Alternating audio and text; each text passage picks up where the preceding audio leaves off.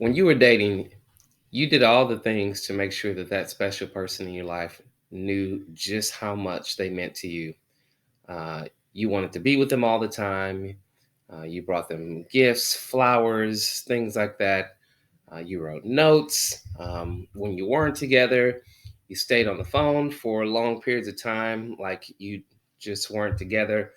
There was no doubt in that other person's mind, that special person, that they were special to you because you treated them that way.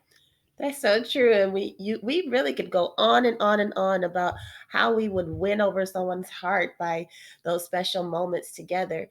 And that's really what we want to look at right now is making sure that we keep that really before us and identifying those needs of our spouse and not putting them on the back burner as time goes on and then really forgetting about those things. We want to keep those things to help us keep our love alive.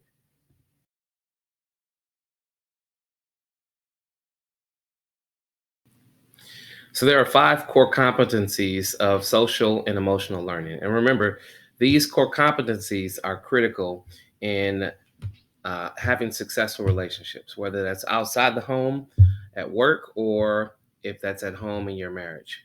So the five core competencies of SEL are self awareness, self management, social awareness, relationship skills, and responsible decision making.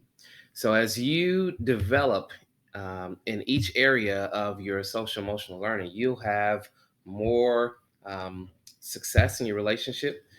You may identify that areas where you're lacking may cause you to be a little bit less successful than you like to be in certain relationships. And so, we're going to dive into that. And then by mastering those skills, we're going to create and cultivate stronger and healthy relationships so that we can build them to last. So let's see if this sounds familiar to anybody. Let's say that I'm Jane and this is my husband Mark here, and we are in a coffee shop. See if you can relate to this situation. So I'm sitting in the coffee shop, and here I am trying to have a conversation with Mark here, my husband, and I'm noticing that he's constantly on his phone. He's scrolling, he's just looking and clicking. I don't know what he's doing.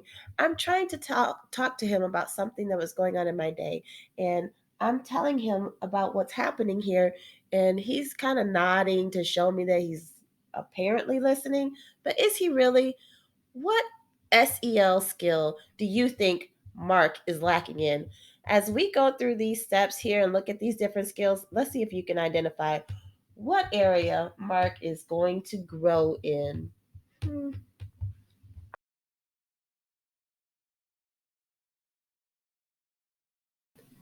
Let's take a look at why Mark was lacking in self awareness.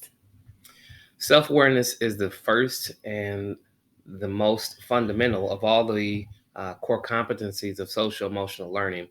And it really has to do with understanding your own thoughts and behaviors and how your thoughts and behaviors impact others. So when an individual is unaware, like Mark, who's just sitting there holding his phone, that that behavior made his wife feel as if what she had to say and her thoughts wasn't as important to him. So that's an example of Mark demonstrating so low self-awareness skills. And an individual who's very much aware of their own thoughts and behaviors, their tendencies, they're more likely to have, again, better interactions with people because they can manage themselves better, or they're aware of themselves in relationships. Yeah, and that's so important for us to be able to be aware of how we're impacting somebody else. We see this all the time, whether it's in a classroom and students needing to be aware of each other, all the way to the workplace and how you're working around other people like your coworkers or maybe your boss. And then we bring it back home. And here we are in our home dealing with our children and our spouse. We have got to make sure that we are aware of how we are impacting others. And what I love about this is that by making changes in our own actions and behaviors, we can really have some very positive impact and influence in our relationships with others. Absolutely. One example that I can think of to help us to understand a little bit more of self awareness is I remember when our kids are little, and all kids do this, but we'd be out, whether at a store somewhere or at a park or whatnot, and little kids have very low self awareness. And so you see this as an example. Sometimes if you're in line I think of being in line at a donut shop, and my youngest kid goes and basically is standing right next to someone else, the people that are in front of us, as if she's with them.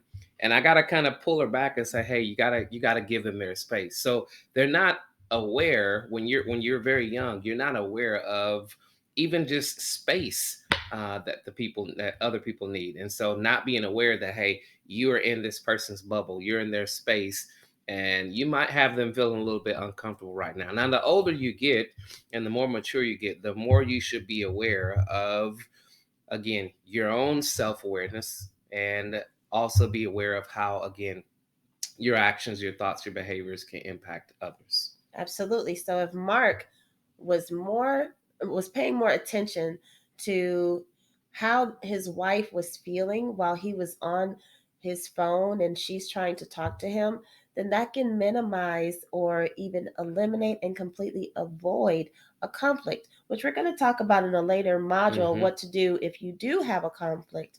But by being more self aware, we can avoid those altogether. So take some time to really reflect and think, what are some of my habits and behaviors that might be impacting my spouse that I really need to pay attention to, and some things that maybe I need to work on, that if I would make this adjustment and this change, that it will really help our relationship to grow and develop.